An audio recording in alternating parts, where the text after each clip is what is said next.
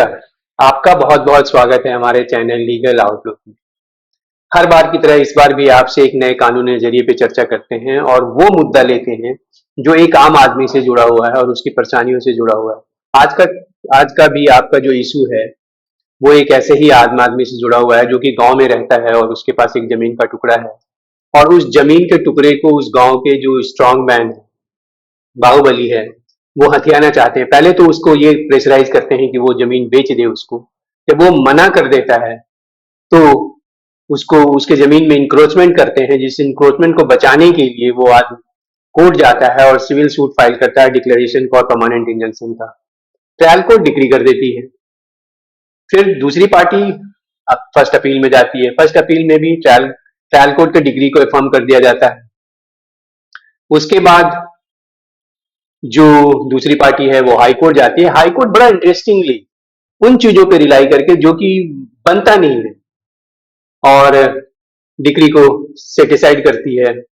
फिर मैटर्स पहुंचता है सुप्रीम कोर्ट। इसके पहले कि मैं आगे बढ़ूं, आपको ये बताऊं कि जो मेन क्वेश्चन इन्वॉल्व है इसमें कि क्या सर्टिफाइड कॉपी की बेसिस पर टाइटल डिक्लेयर किया जा सकता है, किसी की पोजीशन को बचाया जा सकता है, और वो भी सर्टिफाइड कॉपी उसका नहीं जो उसके फेवर में सेल्ड है, उसके पहले का।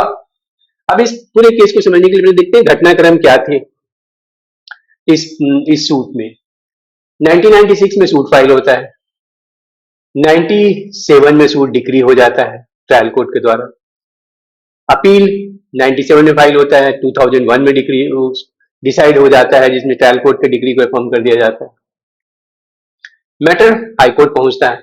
हाई कोर्ट 2001 में फाइल होता है सेकंड अपील, और वो जाके डिसाइड होता है 14 सालों के बाद मद्रास हाई कोर्ट के द्वारा 2015 में, जहां पे डिग्री को सेटिसाइड किया जाता है। कंकरेंट फाइंडिंग जो दो नीचे की कोर्टें थी उनको सेटिसाइड किया जाता है।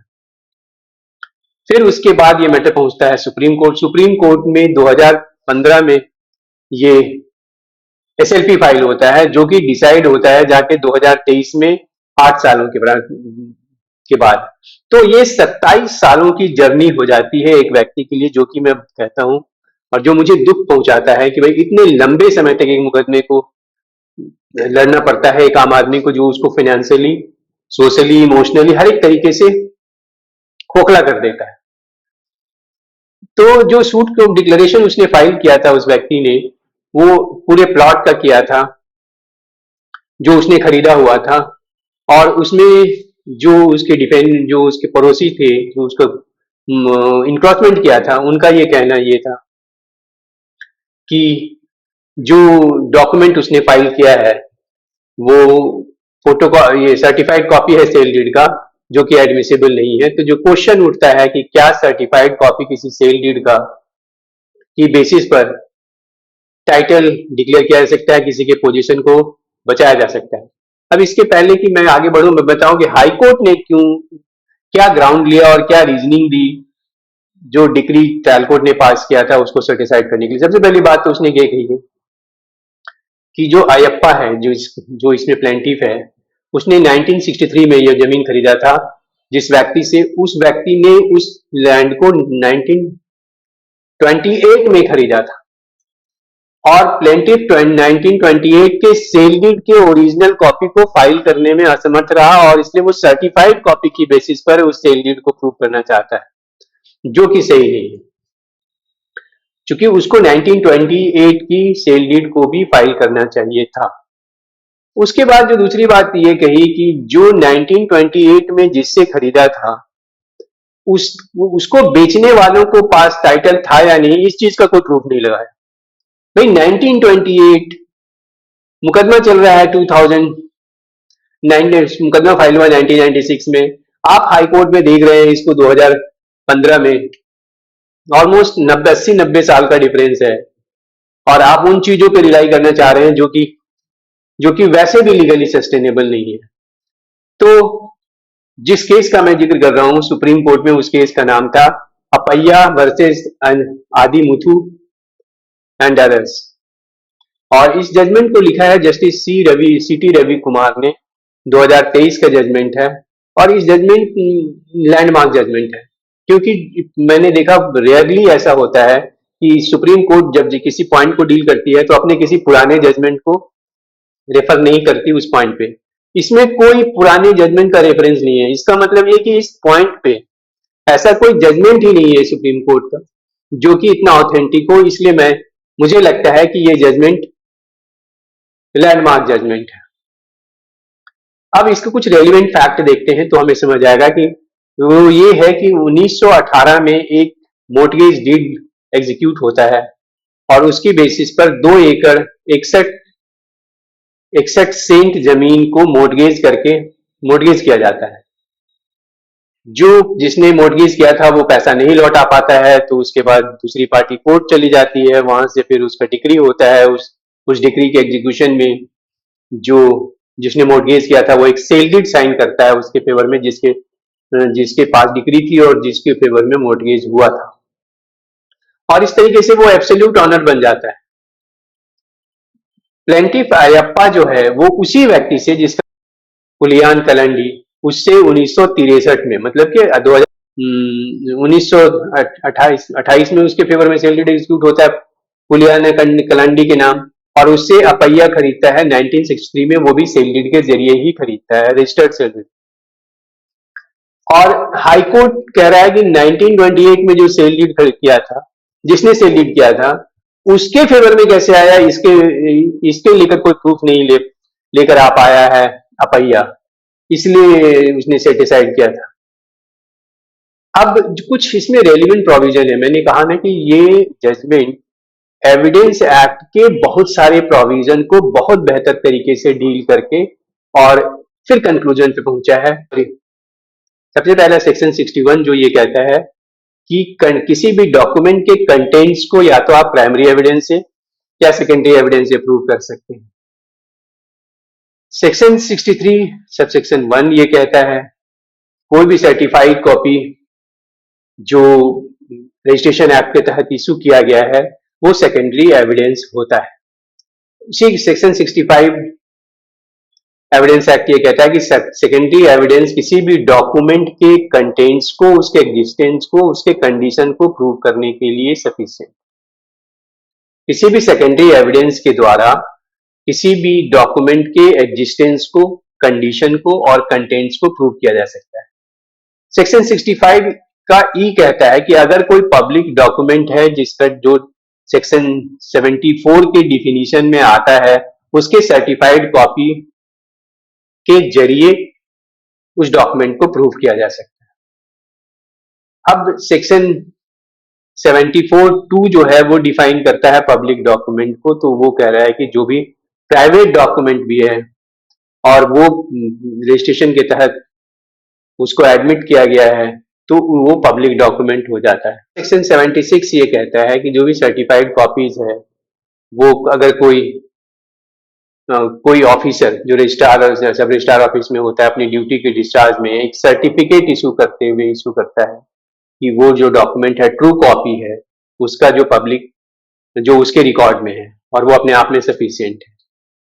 तो फिर सेक्शन 77 एविडेंस एक्ट कहता है कि सर्टिफाइड कॉपीज को प्रोड्यूस करके पब्लिक डॉक्यूमेंट के कंटेंट्स को प्रूव किया जा सकता है। अब सेक्शन 79 है। सेक्शन 79 ये कहता है कि कोई भी सर्टिफाइड कॉपी के पास एक प्रिजम्पशन होता है कि वो जेन्युइन है। एक रजिस्ट्रेशन एक्ट का एक प्रोविजन है वो भी बड़ा इंपॉर्टेंट है, वो सेक्शन 57 सब सेक्शन 5। वो ये कहता है कि जो भी डॉक्यूमेंट रजिस्ट्रेशन एक्ट के रजिस्टर्ड है और वो इशू किया जाता है रजिस्ट्रार ऑफिस के द्वारा सर्टिफाइड कॉपी के तौर पे, वो उस ओरिजिनल डॉक्यूमेंट को कंटेंट्स को प्रूव करने के लिए एडमिसिबल है। मतलब कि सर्टिफाइड कॉपी जो इशू किया गया है और उसमें जो कंटेंट्स हैं वो ओरिजिनल के कंटेंट्स को प्रूव करने के लिए एडमिसिबल है। तो यहाँ इसके एडमिसिबिलिटी के इशू को डिसाइड कर दिया गया एक तरीके से इस प्रोविजन के द्वारा। अब हम देखते हैं अपैया वाले केस में को सुप्रीम कोर्ट ने कहा कि जो ओरिजिनल से जो सर्टिफाइड कॉपी है सेल डीड का उसको देख के ये क्लियर लगता है कि वो पूरा लैंड उसमें सब्जेक्ट लैंड है वो 2 एकड़ 61 सेंट का है।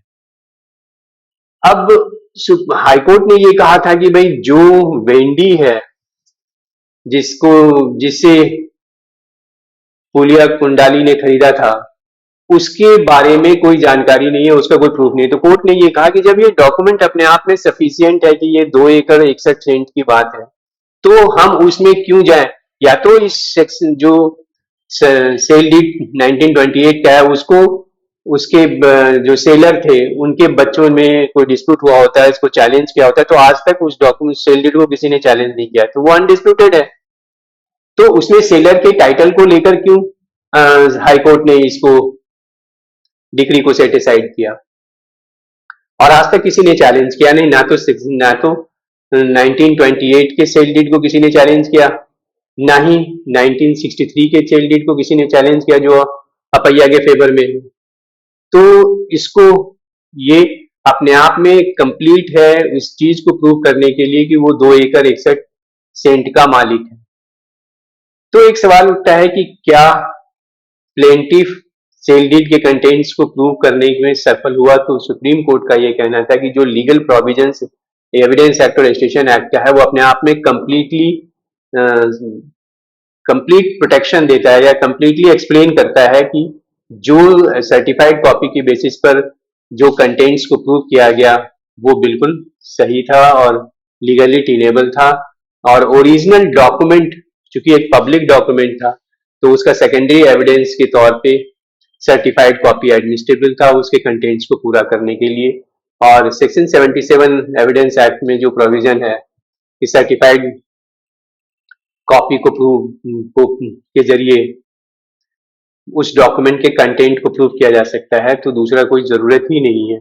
और खासकर जब ये certified copy as per law issue किया गया है, तो सेक्शन 57 रजिस्ट्रेशन एक्ट भी कैटेगरिकल है इस पॉइंट पे कि जो सर्टिफाइड कॉपी है वो एडमिसिबल है पब्लिक डॉक्यूमेंट के कंटेंट्स को प्रूव करने के लिए। तो इस बैकग्राउंड में जो डिवीजन बेंच था, जिस डिवीजन बेंच में जस्टिस गवई और जस्टिस सीटी कुमार रवि कुमार थे, जिस ये जजमेंट जस्टिस सीटी रवि कुमार का लिखा हुआ है, उस डिवीजन बेंच ने हाई कोर्ट के ऑर्डर को सेट असाइड किया।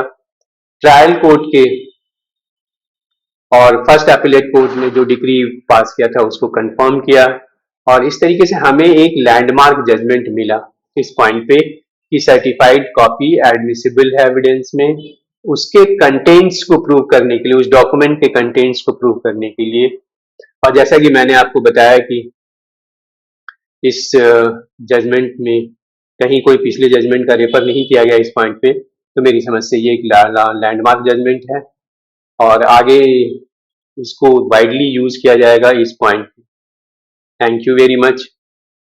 जैसा मैंने बताया आपको कि हम अलग अलग आस्पेक्ट पे लॉ के और करंट जजमेंट के जरिए डील करते हैं, तो आपसे रिक्वेस्ट है कि आप चैनल को सब्सक्राइब कीजिए, लाइक कीजिए वीडियो को, और आपके इस कंटेंट से को रिलेटेड कोई भी इशू है तो आप मुझसे शेयर कीजिए, जिससे कि हम आपको अपने उस पर प्रॉपर जानकारी दे सकें और आपका और हमारा इंटरेक्शन का सिलसिला चलता रहे जो पिछले 5 साल से चल रहा है, जिसके लिए मैं आपका आभारी हूँ।